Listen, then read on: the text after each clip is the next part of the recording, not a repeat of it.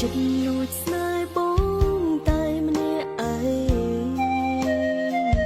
ទ្រង់សែនជុំបែងមិនដឹងជាថ្លែងប្រាប់អ្នកណាលួងចិត្តខ្លួនឯងស្រមៃថា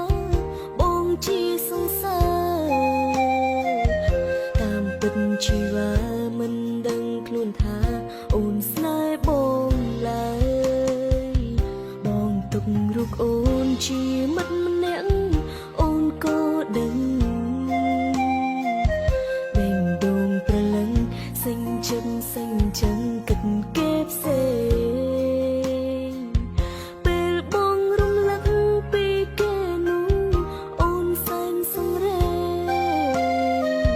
កុហកខ្លួនឯងប្រឹងញញឹមលើកទឹកចិត្តថ្លៃ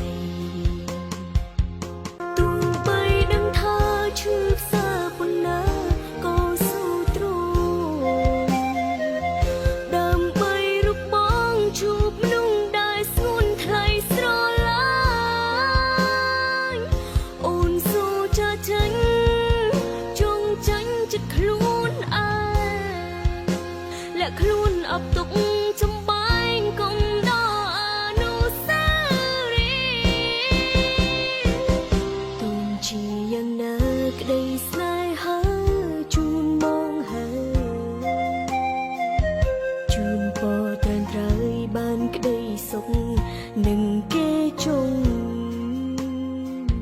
សូមបងគិតថាមានអូនម្នាក់នៅស្រណងគិត